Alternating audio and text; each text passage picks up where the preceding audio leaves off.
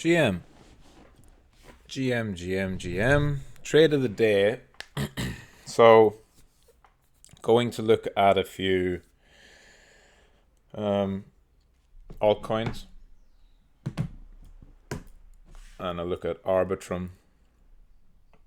But first I'll look at a couple of on-chain ones. Namely, Harry Potter Obama.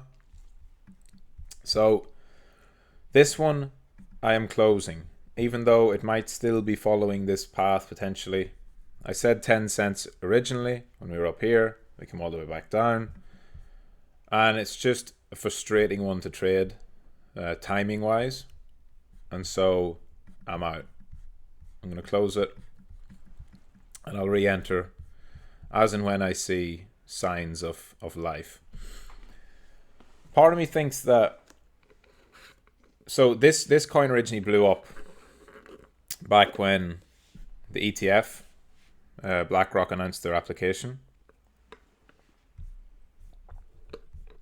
See here, launched in May, ran into June, July, and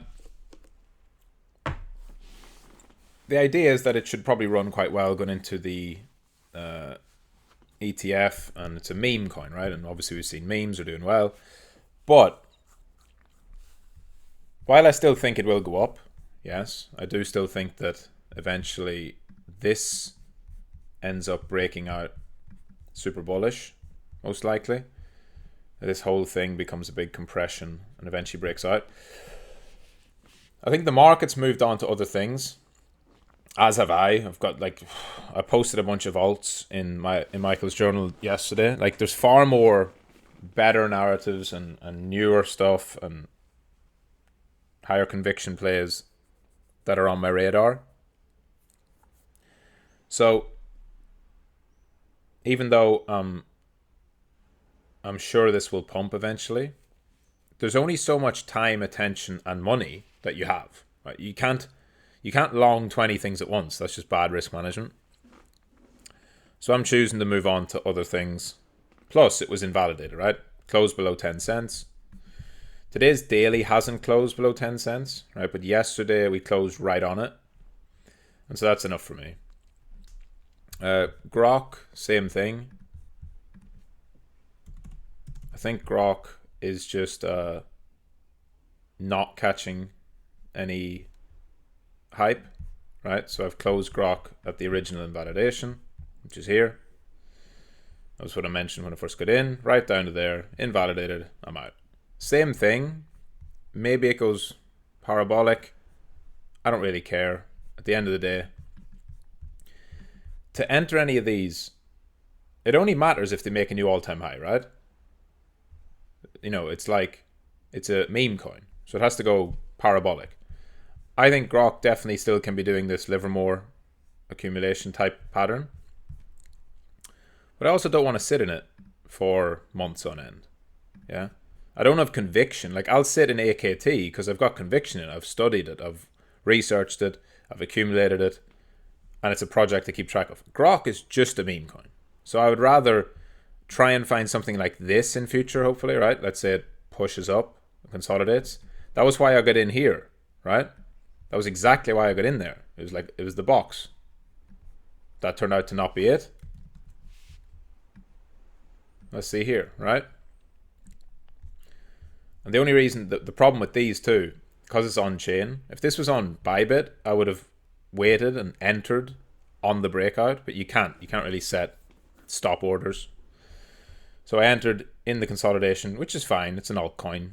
You know, getting filled is more difficult on these, with slippage and doing it through Uniswap, etc. But I would just wait.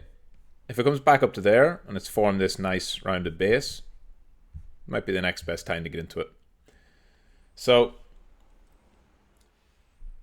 yeah, I've abandoned those because there's a bunch of shit coins that are running much harder, and some of them that have better narratives.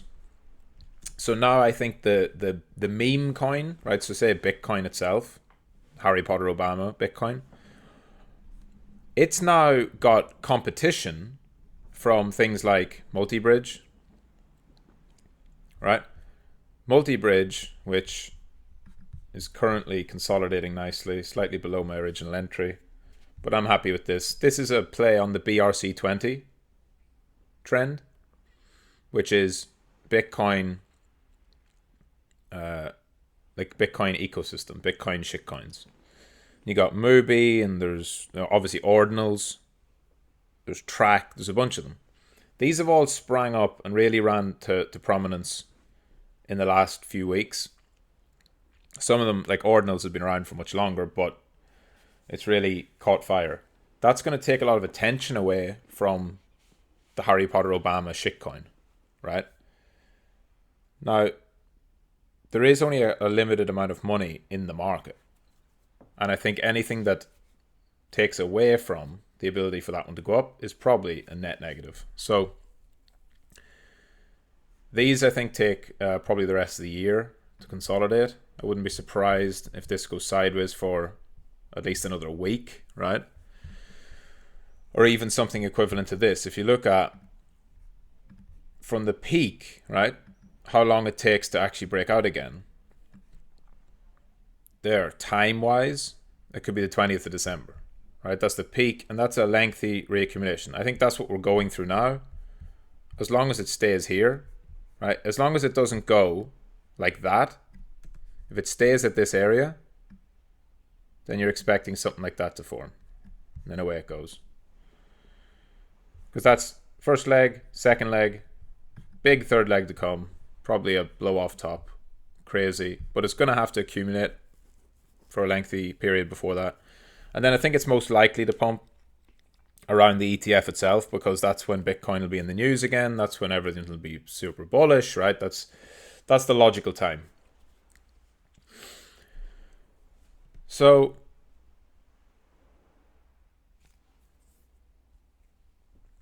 Arbitrum, I want to look at. I have just longed some ARB this morning, like when I mentioned in trading analysis. But ARB, I'm not actually looking at it on a low time frame. That's AVAX. What am I doing? Even though on so higher time frame, bouncing nicely off of all that liquidity on the different moving averages. But I want to take all that off.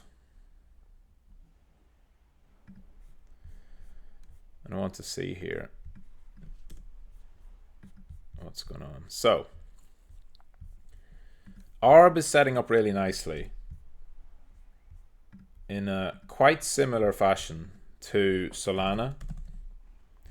And I think what you want to do is look at a lot of new launches follow this pattern, right? So I talked about this with my masterclass students. It wasn't Solana from launch, it was from here, right? It was from its first run up. So Solana ran up from its first sell off and then heading into its big kickstarted bull market. It looks very similar to Arbitrum. Yeah, you see, I think to make it more clear, you can have a 12-hour chart of Solana. It just shows it a bit more clearly. So the point is not, as I always say, if anytime you look at fractals, the point is not fractals being magic. They're not magic. The point is to look at the tendency, because there is a very real tendency for the first run, right? So Arbitrum's was right after launch. Solana's was a few months. The first big run up that a new project has, when it has some hype, that's when insiders, smart money, traders, they're going to start distributing the tokens they have. Right? You first get your run up. On ARB, it went from, it didn't ever really technically trade at 50 cents, but I'd say from 70 cents onwards there was trading. It ran up 150%. Airdroppers, insiders, whatever, who had some tokens, they took profit, right? Solana, back in 2020, launched, went into its first little dip, right? So a bit similar to this, but then it consolidated and then ran up, right? And so Solana ran up 800%. You're going to take profit, yeah? Now, you can look at this two ways. there's one which I actually think we're more like this phase for Arbitrum, because it's, I don't know if you're going to get these type of phases again, because this was like Solana at fractions of a fucking like 10 mil market cap and stuff. But this is very similar in terms of a post-listing sell-off into consolidation, and then we start to turn upwards. So where are we on ARB? We have put the bottom in, right? We have done this part. Now look, on Solana, as it was rising up, it was choppy. There were massive... There's a 26% drop. There's a 40% drop. There's another 40% drop, right? But what matters is, are we making higher lows? So if you look at it from that perspective, you're looking at Arbitrum to probably take out this liquidity on a wick, right? I think it's already tried though with this sell-off. So if it catapults to new highs from here, then what you're looking at on ARB is a push up, a big flush, a reaccumulation, away it goes, all-time high, boom. That takes us right into March, where the token unlock is. Okay, so that's if it's following this initial sell-off, and this is very common. You can see this across most time frames. Sells off into its initial low, and essentially just does a almost... It is a cup and handle, like is what people look at it as. But when I look at it this way, it's almost symmetrical in its downtrend and its uptrend. And it's one of the best accumulation patterns you can see. Of course, it doesn't always work, but it's very, very useful. Now, I actually don't think that that's what ARB is doing, because I think this reminds me much more of the price action of what ARB has been doing, especially this part here. Right? Because Solana got all its hype in its first big run up. It went 800%, hype. Then had a significant drawdown. Extended drawdown from September until November, 2 months. Right? Whereas for Arbitrum, it was longer than that. It was probably 4 or 5 months. But the pattern was the same. It was just down only, pain, down only, pain. It just kept going and looked like it was never going to bounce, and kept going and kept going and kept going. Right? So then, Solana pops off the bottom. And this is where trend lines are useful. Right? So you want to just draw a trend line across after your significant decline. Draw a trend line across after your decline. Right? So both of them have broken out from the trend line. That is a sign that the market has bottomed, right? At least temporarily. But it's also a sign to traders to start getting long. And of course, a trend line is not magic. And if people start to get long like they did on Solana up here, because of trend line break, they're at risk of both time and price. Because you buy into that first pump, and then you have to sit through 2 months and a deep correction from $2.50 all the way to $1, right? So Solana, because it was new and super volatile, had to sit through a 58% correction in 47 days. So you don't buy that. That's a trader's pump. You trade that, but you don't buy there necessarily. What you're looking to see is there continuation. Now, what I like about ARB is this. This is much more likely to be a bottom on ARB than it is to fall over here and decline and do that and take out the lows. But if it does, Arbitrum is going to have a massive run. It is the biggest layer 2. It's the leader, it's the winner, it's the layer 2 of choice. ARB is going to have a massive run at some point. But it might be a case that it needs to go to new lows. Maybe just slightly down to wick them out. Maybe it follows that Solana path. Possibly. But when you look at it, look what comes next, right? Breaks the downtrend line, consolidates in this area, and then goes higher. That's the main thing. Don't look at because Solana went and took out that low. Doesn't mean that ARB has to. If the market allows it, ARB will go do it. But zoom out and understand that what can happen on these moves, right? Solana went just insanely parabolic, where it went from $1 to fucking $58 before it stopped. Right, that's 50x off these lows. Is Arbitrum going to go to $50 off these lows? No. But also, you don't have to take profit at 130 if it pumps. Right? The first target for ARB is all-time high. That's like the first target over here. For Solana was all-time high. But look at it. First of all, look how it got there. It had to fake out first, grind down, take the lows. Chop through the range, consolidate, got messy in this area. Big sweeps, big shakeouts. And then eventually, it met no resistance. Path of least resistance was upwards, and away Solana went. But you have to keep perspective. You have to understand that any new high in these areas, zoom out. Understand it's big things to come. Like, just look at something really simple, like a support resistance flip. Solana did a literally picture perfect support resistance flip. So you don't have to stress about ARB. You don't have to buy every time it looks like it's going to break out. I bought some there after the dip, as I think it's as I look at it on my other screen, it's outperforming most of the market here. It's looking nice.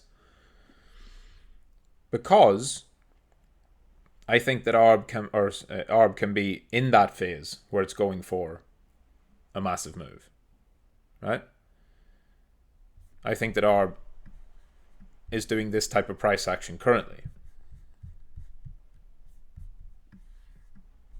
And when I look at it, while you can look at it and say maybe it's this and it's going to go lower, I don't mind. If that happens, then fine, because I'll just cut, right? Imagine it's on ARB. If this trend line that it's set, if ARB starts to show weakness on that, then I'll just cut. But ARB had a really nice trend line here. The wick has now gone below and back above. So as long as ARB keeps holding with that kind of formation, it should break out. If it doesn't, starts to drop down, I'll be out. I've only a short-term trade anyway. And if it does decline all the way down, maybe the market pulls back, that can give you an amazing entry. An entry that you could only dream of. So 2 plans. If it does come up and break out, understand that you're probably going to get something like this. You're going to get ARB blasting off, coming back on a crazy wick. Everyone buys the first one. They get swept out the second time. They don't want to buy it, and away it goes. It's going to look messy. It's going to look horrible. You have to understand that all the way through here, just like on Solana, this is not all-time highs. That was all-time highs. This was previous price action. This is bag holders. This is sellers, shorts, longs, stop losses. There's a lot of resistance when you're below all-time high because there's a lot of traders. The path for ARB to get to all-time high will be messy, and that's why I was saying this morning that it's brutal on traders because it just takes out stop losses relentlessly. And you should just focus with ARB on spot. But when it gets to all-time high and it manages to actually break it, then you've got a bit of clear skies. And it can move with a lot less resistance. But the path to get there will be messy. So what you want to do is really zoom out, right? And just like Arbitrum had a support resistance level over here, and just like it impulsed away from 95 cents to 120, well, look where it came back to. Once, twice, right? So I really encourage you to use spot only. And stick to your original plan. So like, for example, if Arbitrum breaks out here, goes up and takes out all these stops to 150, 160, right? Like, okay, I want to get in at ARB on the SR flip. So I want to get in here. I'm just going to set spot orders at 124. Comes back, you wake up one morning, they're filled. Cool. Then wait. Just like you would have been filled here on the 9th of November, came all the way back down, went below it. The reason you use spot is so crazy wicks or short-term volatility doesn't take you out. Remember, zoom out. If your idea is that ARB's going to go to all-time high, but it might even possibly do something like what Solana did and run hard, then you don't want to overthink it. Support resistance, flip, in a bull market where you have high, low, higher low, higher high, higher low, right? It's trending upwards on a high time frame. Buy spot. Don't overthink it. Don't try and... If you're trading, trade, but if you're trying to play a swing, use spot. You still have to have an invalidation, but like your invalidation on ARB would be a new low, right? It'd be like, whatever, 95 or $1.10.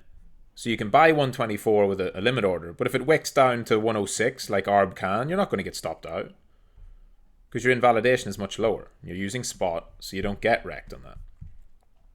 And understand that when it runs, it can really run. It's 55% to all-time high. It can easily go 2, 3, 4x. And that's what you're looking for. But that requires patience. I mean, if it was easy, everyone would just be rich. And go back, study past price. These are pre-bull conditions. Look at this. This isn't nice. Right? And do the replay mode. So important. Just go on replay mode and watch price action develop. I do this all the time. Go back and watch past price action. Because you look at this, you're like, oh, breakout, nice. I want to get long Solana. Targeting, even if you're just like, oh, targeting just a little bit up here. But then watch it and understand the timing. These are 12-hour candles. How would you feel here, right? How would you feel if you bought that? Now look at it, it's creeping down towards the lows. You're probably starting to feel bearish, right? Probably like, oh, well, this doesn't look good. Like Solana just looks like shit here. Total shit. Oh, it's went below the lows. Bearish retest. This is awful. Yeah? Starting to reclaim, oh, but I'm not sure. These are the kind of areas. This is where your risk reward is at its highest. This is where your expected value is at its highest. This is where the asymmetry is at its greatest. Right before you feel like buying. But the market has clearly shown you, 12-hour chart, low, high, higher low, higher high, higher low. There's clear signs of a low time frame reversal at least. And we've taken out liquidity. And we had a false breakout. Or a fake pump, a false pump, whatever you want to call it. Right?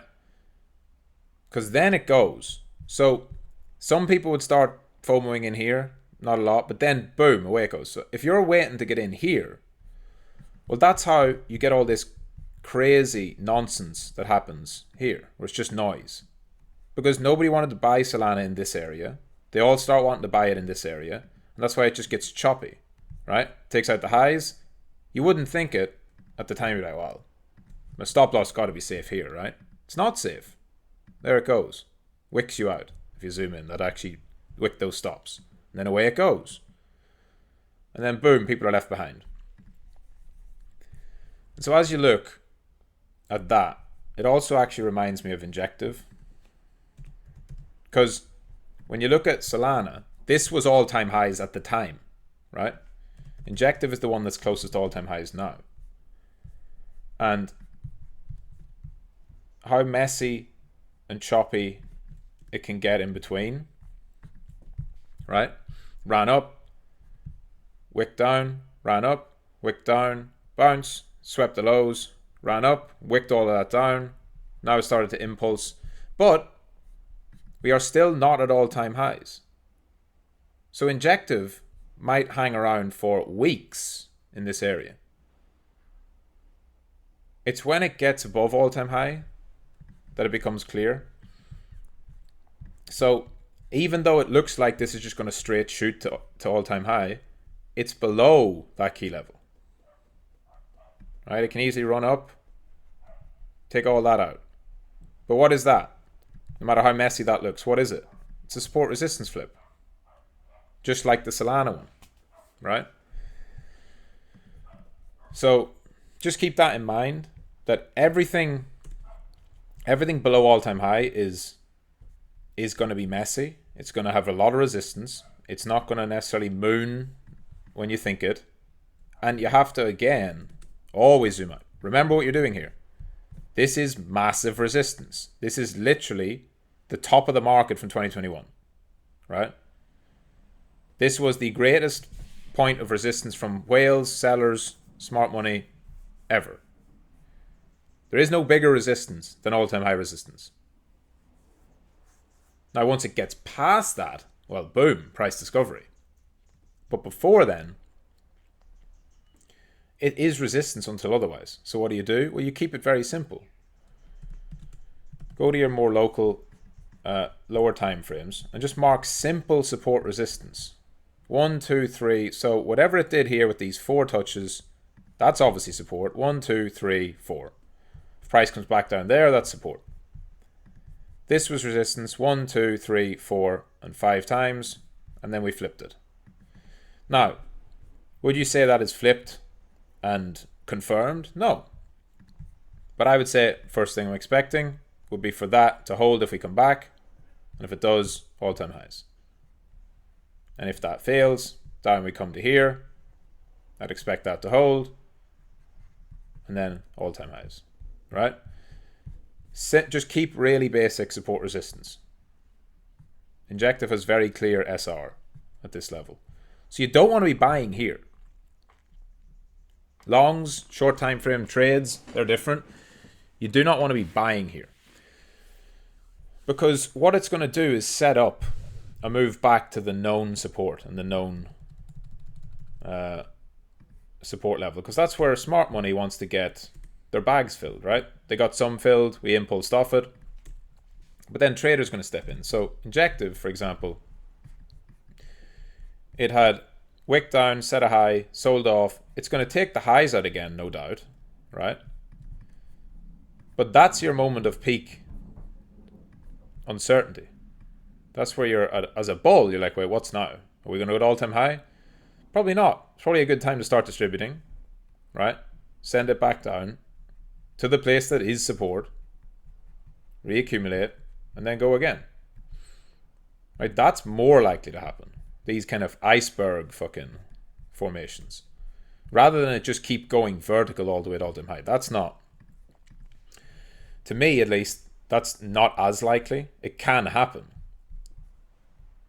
But what we want to have your eyes on is when it takes out the highs, does it reverse?